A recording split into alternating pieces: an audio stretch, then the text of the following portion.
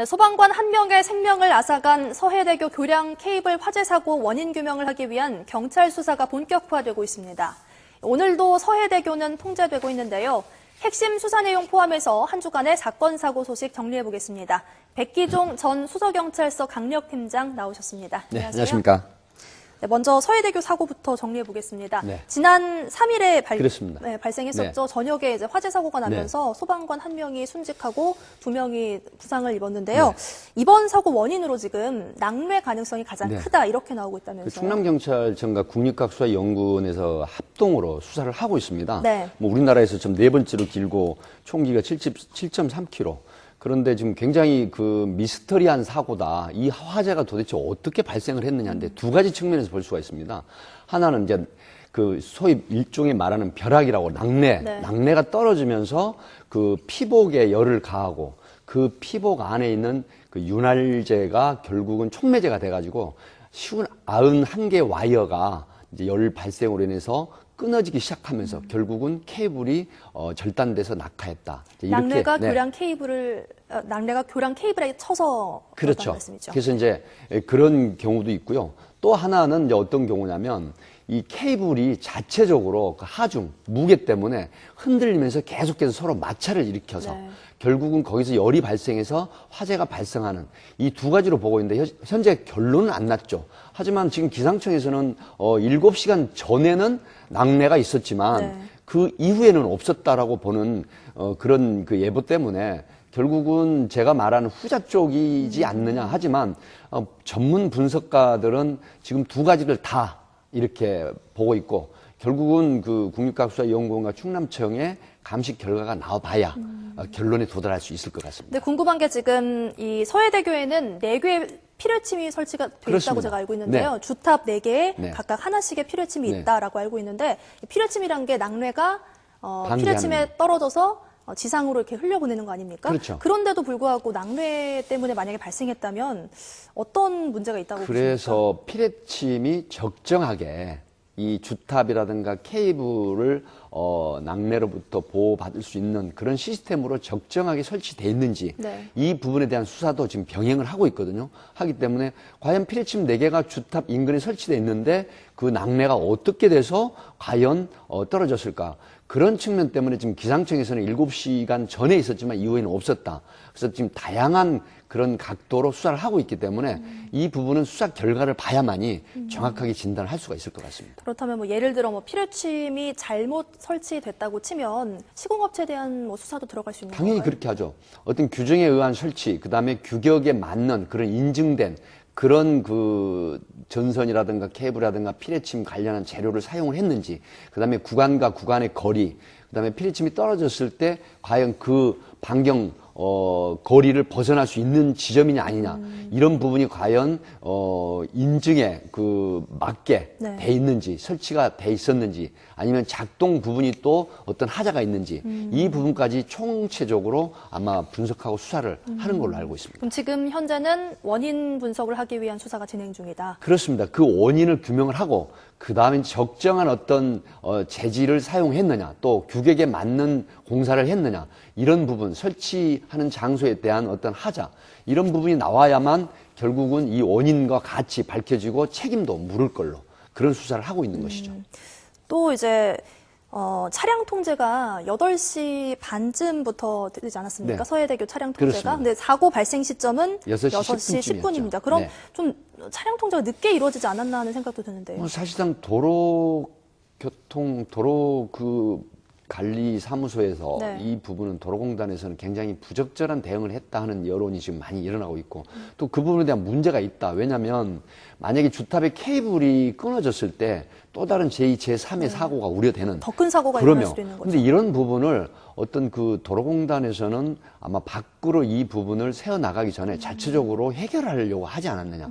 그래서 어떤 그 매너리즘, 이런 안전 불감증이 또 더진 게 아니냐. 이런 비판이 많죠. 그래서 이 부분에 대한 업무상 과실치상 부분이라든가 이런 부분도 함께 지금 수사를 하고 있다고 합니다.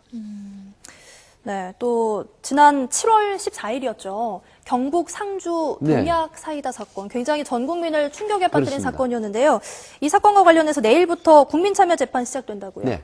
국민 참여 재판은 이제 사형, 무기 금고나 무기 징역형 이상인 합의부 사건에 이제 국민 참여 재판 인원이 9명 배당이 되고요. 그 이외의 사건은 7명이 배당이 되는데, 이 사실 2008년 1월 1일부터 국민 참여 재판이 시작이 됐죠. 그러니까 이게 국민 형사 재판 참여에 관한 법률에 의해서 이제 그 배심원들이 직접 재판에 참여를 하는데, 아마 지금 상당히 7일부터 11일까지 5일간 우리나라에서는 최초로 그 최장기, 오랜 기간 동안 국민 참여 재판 하는 거로 여러 좀 국민들이나 언론에서도 관심이 높은 그런 사안입니다. 재판에서 가장 쟁점이 되는 부분은 어떤 부분인가요? 사실 그렇습니다. 지금 피고인인 박모 할머니가 어떻게 돼서 살인의 동기가 있는 건지, 아니면 직접 증거가 있느냐 없느냐, 과연 그동안에 간접 증거나 정황 증거로 채집된 할머니가 거주하는 방에서부터 전동 스쿠터, 지팡이, 옷, 그다음에 호주머니 안쪽에서 발견된 메소밀 성분이 과연 어떤 경로로 묻었는지,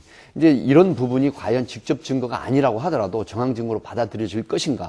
그러니까 사건이 나기 전날 할머니들하고 화투를 치면서 심하게 다퉜던 부분이 살인 동기가 될 수 있는지 없는지, 이런 부분이고, 농약의 구입 시기라든가 그다음에 드링크제를 구입하게 된 동기나 경로나, 경위, 시기, 이런 것도 전혀 지금 수사에서는 나타나지 않았거든요. 그래서 변호인 쪽에서는 직접 증거가 없고 동기가 불명확하다. 그다음에 농약이나 드링크제를 구입한 시기라든가 장소도 불명확하다. 이런 부분이기 때문에 과연 이걸 범인으로 볼 수 있는지, 이런 대안이지만, 검찰 쪽에서는 지금 방금 제가 말씀드린 그런 부분, 그다음에 CCTV라든가 또 관련 증거, 그리고 이제 주민들 전체 수사를 했는데 박 피고인 이외에 다른 사람이 어떤 동기나 어떤 경로로도 이러한 범행을 이룰 수 없고, 또 외지인이 여기 와서 범행할 이유도 전혀 명분도 없다. 이런 측면을 부각을 시킬 건데, 결국 배심원단에서 어떻게 이걸 받아들일 건지 초미의 관심사죠. 근데 배심원단의 결정이 직접적으로 관련이 있는 건 아니죠. 배심원단은 결국 그 평길이나 평의를 하지만 이 기속력은 없습니다. 소위 그 판사가 재판을 진행하면서 참고는 하지만 구속력이나 기속력이 없기 때문에, 그러나 미국이나 영국 선진국에서는 상당히 기속력이 있는 걸로 받아들이지만, 우리나라에서도 참작이 굉장히 큰 그런 상황이 되겠지만 결코 기속력이나 구속력은 없다. 그렇게 보시면 되겠습니다. 네, 앞서 지금 이 드링크제에서 지문이 확보가 되지 않았지 않습니까? 그렇다면 지금 말씀하신 걸로는 정황 증거는 있지만 직접적인 증거가 없는 상황이다. 그럼 이런 과정에서는 재판이 어떤 식으로 진행될 거라고 예상하십니까? 사실 그 정황 증거나 간접 증거, 직접 증거가 아니라고 하더라도 지금 재판의 추세가 그런 부분을 소위 말하면 시신 없는 살인 사건도 대부분 정말로 해당 당사자가 발견이 되지 않았다고 하더라도 간접 증거나 정황 증거로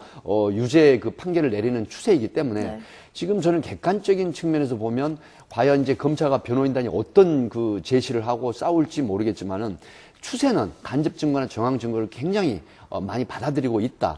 이렇게 보기 때문에 뭐 판결의 결과가 어떻게 날지 모르겠지만은 상당히 기초가 주목되는 그런 사안입니다. 네, 알겠습니다. 또 이번에는 뭐 교통사고를 내고 도망쳤는데 상대가 가벼운 부상을 입을 경우, 그러니까 전치 2주가 안 나오는 부상을 입을 경우 뺑소니로 치지 않는다라는 판결이 나왔다면서요? 네, 지금 굉장히 논란이 많습니다. 이제 그 버스를 들이받은 추돌을 하고 나서 도주를 했는데 현장을 이탈을 했죠.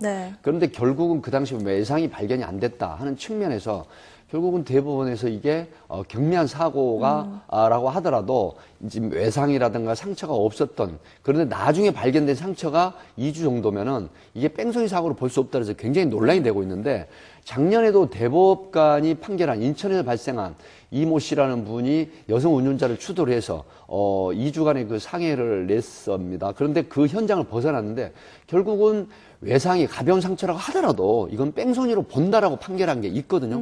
그런데 이번에는 아마 굉장히 협소하게 아마 판결한 것 같습니다. 왜 그러냐면 추돌 당시 버스였고 직접적인 피해자를 발견하지 못했다라고 하지만 결국은 2주 진단이 났었거든요.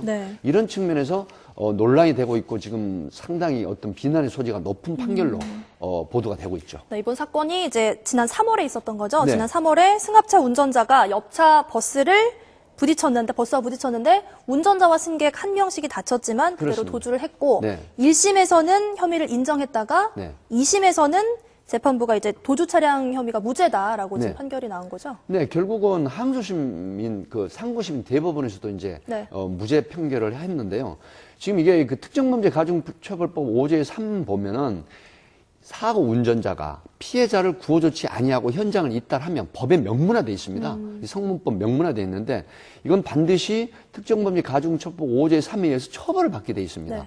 그런데 이 부분을 지금 대법원에서는 굉장히 협의로 이제 판결을 하신 건데 버스 추돌을 했기 때문에 버스 안에 피해 상황을 알 수가 없었다. 그래서 백밀러가 부서진 정도의 도주는 결국은 뺑소니로 볼 수 없다는 측면인데 논란의 소지가 굉장히 많죠. 왜 그러냐면 이 성문법에 의한 규정된 법을 너무 협의로 해석을 해버리면 많은 그런 피해자들이 생길 우려가 있고 그다음에 현장에서 사고를 야기하고 도주를 해도 뺑소니로 처벌을 받지 않는다고 하면 이게 이제 앞으로 여러 가지 측면에서 문제가 발생을 할 수 있다. 네, 제가 생각해도 그 부분이 네, 문제인 것 같은데요. 그렇습니다. 이제 뭐 경미한 부상의 정도와 상관이 없이 이제 사고가 났는데 도주를 했다가 핵심이 아닙니까? 네, 뺑소니는? 그렇습니다. 네. 이제 현장에서 교통사고를 하는 거는 현장에서 외상이 발견되지 않는다고 하더라도 골절이라든가 네. 어떤 장기 손상이라든가 또 뇌에 대한 어떤 손상이 올 수가 있거든요. 네. 그렇기 때문에 현장에서 어떤 상처, 외상이 없다고 해서 도주를 하면